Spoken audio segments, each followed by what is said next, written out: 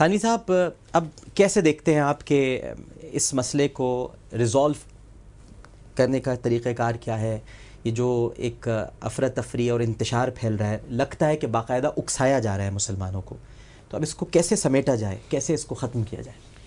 دیکھیے، گزارش ہے کہ جو قانون ہے وہ تو اپنی جگہ پر ہے، جو پروسیجرل لا ہے وہ اپنی جگہ پر ہے، کرمنل لا ہے اپنی جگہ پر ہے، سول لا ہے اپنی جگہ پر ہے۔ یہ جو اس کے خلاف اب بات کی جا رہی ہے اور یہ جو اس پہ ہمیں کھڑا ہونا پڑے گا اور ان کا منہ بند کرنا پڑے گا۔ غیر ملکی امداد کی بل پر پلنے والی جو این جی اوز ہیں یہاں اور جو پرسنالٹیز ہیں اور ان کو خوش کرنے والے جو لوگ ہیں، جب تک ہم بھرپور قوت کا مظاہرہ نہیں کریں گے، میں تو مبارکباد دیتا ہوں ابوالخیر محمد زبیر صاحب کو کہ انہوں نے باقاعدہ میٹنگ بلائی، سب کو جمع کیا، اس موضوع پر آواز بلند کی، اور اس موضوع پر ہمیں کہ مملکت الہیہ پاکستان میں جو اسلام کے نام پہ ایک ملک وجود میں آیا ہے، یہاں کوئی آدمی اس قسم کی دریدہ دہنی کیسے کر سکتا ہے کہ قرآن و سنت پر مبنی ایک قانون اور جناب محمد رسول اللہ صلی اللہ علیہ وسلم کی ناموس کے اوپر ایک قانون، اس کے بارے میں اس کو کوئی کلمہ منہ سے نکالنے کی جرت کیسے ہوتی ہے؟ اس کے لیے ہمیں لوگوں کو موٹیویٹ کرنا پڑے گا اور امت مسلمہ کو کھڑا ہونا پڑے گا۔ ہم نکل کر کھڑے ہوں اور اپنی قوت کا اظہار کریں تاکہ لوگوں کو لگام دی جا سکے۔ ٹھیک ہے، صاحبزادہ صاحب۔ عامر صاحب، ہم نے جو پرسوں اپنی اے پی سی بلائی تھی، اس میں ہم نے دیکھا کہ الحمدللہ کا شکر ہے کہ مسلمانوں کے دل حضور کی محبت سے لبریز ہیں الحمدللہ۔ میں نے صرف تمام پارٹی جتنی بھی پاکستان کی مقتدر اہم پارٹیاں، ان سب سے کہا کہ یہ تمام صورتحال ہے، آپ دیکھیں کہ حکومت کے ارادے صحیح نہیں لگ رہے، وہ اس میں ترمیم کرنا چاہ رہے ہیں اس قانون کے اندر، اور توہین بھی کر رہے ہیں اس قانون کی، تو آپ اس سلسلے میں جمع ہوں، کوئی لائحہ عمل طے کریں۔ تو جس کو بلائے وہ سب پہنچے۔ مسلم لیگ نون کی نمائندگی تھی اس کے اندر موجود، مسلم لیگ قاف کی نمائندگی تھی اس کے اندر موجود، جمعیت علماء پاکستان موجود تھی، جمعیت علماء اسلام موجود تھی، دونوں گروپ، مولانا فضل الرحمان صاحب کے بھی اور سمیع الحق صاحب کے بھی، جماعت اسلامی کی نمائندگی تھی، اپنے کیا نام ہے ختم نبوت، مجلس ختم نبوت انہوں نے ان کی نمائندگی تھی، سنی تحریک کی اس کے اندر نمائندگی موجود تھی، ہماری مرکزی جماعت اہل سنت کے عہدیداران اس کے اندر موجود تھے۔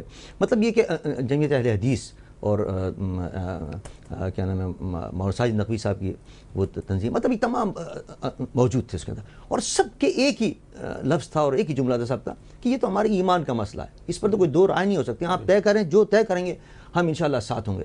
چنانچہ سب سے پہلے تو الحمدللہ یہ طے کیا سب نے بالاتفاق کہ ایک تحفظ ناموس رسالت محاذ کے نام سے ایک پلیٹ فارم بنایا جائے، تاکہ اس میں بیٹھ کے پورا لائحہ عمل طے کیا جائے کہ اس جو طوفان آنے والا ہے اس کا کیسے مقابلہ کیا جائے۔ اور کل آپ مظاہرے کر رہے ہیں؟ کل انشاءاللہ مظاہرے کرانے پورے ملک کے اندر انشاءاللہ احتجاجی مظاہرے ہوں گے حکومت کے نماز جمعہ کے بعد انشاءاللہ، اور خطبات میں بھی اس کا ذکر کیا جائے، خطبات میں علماء مشائخ اپنے اپنے مساجد میں اس کا اظہار کریں گے، اور یہ احتجاج کا ایک پرامن طریقہ ہے، اس میں کوئی ملاک کو نقصان نہیں پہنچانا ہے، کہیں کچھ نہیں کرنا ہے۔ لیکن اب ہم نے یہ پلیٹ فارم تشکیل دے دیا ہے، اس کی انشاءاللہ اے پی سی دوبارہ ایک اسلام آباد میں لاہور میں مختلف ہونے والی ہیں، وہاں بیٹھ کر ہم نے یہ طے کرنا ہے کہ اگر حکمران ابھی بھی درست نہیں، لیکن آپ یہ آپ نے ایک راستہ کھلا رکھا ہے، ایسے ہی پوچھ رہا ہوں آپ سے سوال کہ اگر مذاکرات ہوں اس معاملے پر، حکومت یہ چاہے کہ صاحبزادہ صاحب یا تھانوی صاحب آپ لوگ علماء تشریف لائیں، اپنا موقف بیان کریں، تو آپ جائیں گے، بات کریں گے؟ ہم نے تو یہاں یہ بھی طے کیا ہے، ہم نے اس کے اندر پہلے اجلاس میں طے کیا ہے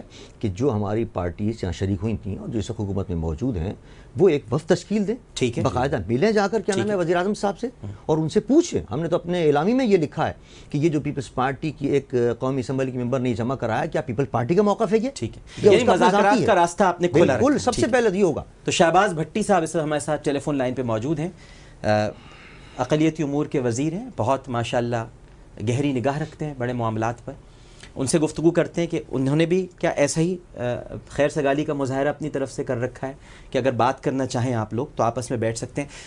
شہباز بھٹی صاحب، کیسے مزاج ہیں؟ اللہ کا شکر۔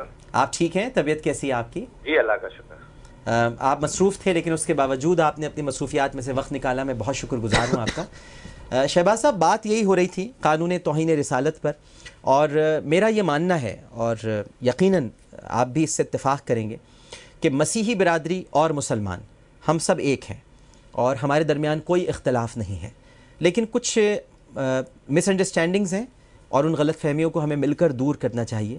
تو میں آپ سے ایک تو یہ جاننا چاہوں گا کہ آپ کا اس معاملے پر کیا موقف ہے، اور دوسری بات یہ جاننا چاہوں گا کہ یہاں علماء کرام یہ فرما رہے ہیں کہ وہ بھی مذاکرات کرنا چاہتے ہیں، گفتگو کرنا چاہتے ہیں، تو کیا حکومت کی طرف سے بھی خیر سگالی کا ایسا ہی مظاہرہ ہے کہ مل بیٹھ کر اس کی کوئی راہ نکال لی جائے بجائے اس کے کہ تصادم ہو؟ جی شہباز صاحب.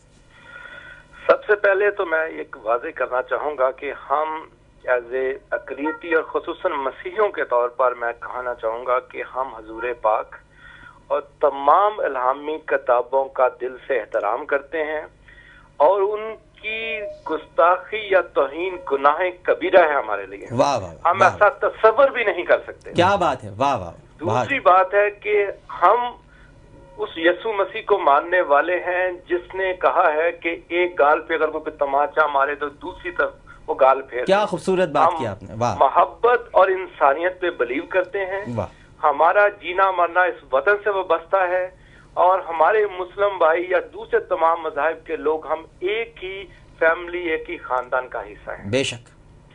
اور ہمارا صرف یہ تحفظات یہ ہیں کہ جو بے گناہ لوگ اس کا شکار ہو رہے ہیں ان کو کس طرح سے بچایا جائے، اور وہ آپ کے اور وہ آپ کے تحفظات دور کرنے چاہیے. ایسی بات نہیں، مطلب ملنا چاہیے. ہم صرف یہ چاہتے ہیں، بلکہ میری علماء کرام سے یہ گزارش ہے کہ یہ بتائیں، یہ حل ہمیں بتائیں، یہ رہنمائی کریں کہ وہ لوگ جو اس کا بے گناہ طور پر شکار ہو رہے ہیں ان کا کیا حل کیا جا سکے. ٹھیک ہے. ہمیں اس سے کسی قسم کا کوئی نہ اختلاف ہے، نہ کسی قسم کی کوئی دو رائے ہیں، اور بلکہ ہمیں آپس میں مذہبی رواداری کا مظاہرہ کرتے ہوئے اس مسئلے کا حل تلاش کرنا ہے. بات ہی ختم ہو گئی. اس مسئلے کا حل نہیں چاہتا کہ کنفرنٹریشن سے ہو یا کسی قسم کے تصادم سے ہو.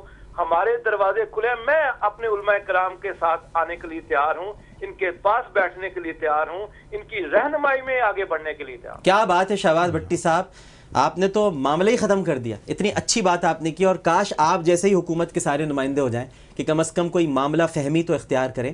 اور یقیناً تحفظات ہوتے ہیں اقلیتی برادری کے، وہ دور کرنے چاہیے. ہم سب مل کر دور کریں گے. ہم یقیناً علماء کرام سے بھی گزارش کریں گے، اور صاحبزادہ صاحب نے تو فرما دیا ہے، اسد تھانوی صاحب نے بھی فرما دیا ہے. اس کے علاوہ صاحبزادہ فضل کریم صاحب مہم چلا رہے ہیں، حاجی حنیف طیب صاحب موجود ہیں، مفتی منیب الرحمان صاحب موجود ہیں. تو جتنے مکاتب فکر کے علماء کرام ہیں ان سب سے میں گزارش کروں گا، اہل تشیع مکتب فکر ہے، اہل حدیث مکتب فکر ہے، دیوبندی اسکول آف تھاٹ ہے، بریلوی اسکول آف تھاٹ ہے، کہ سب مل بیٹھیں، اور مل بیٹھنے کے بعد حکومت سے رابطہ کریں. گفتگو ہونی چاہیے، اور مکالمے کے ذریعے کوئی اس کا حل نکلنا چاہیے. جب آپ نے بھی فرما دیا کہ اس قانون پر تو ہمیں کوئی اختلاف نہیں ہے، تو پھر تو کوئی بات ہی نہیں ہے. لیکن جہاں تحفظات ہیں انہیں دور کرنا چاہیے. ٹھیک ہے نا صاحب؟ بالکل ٹھیک.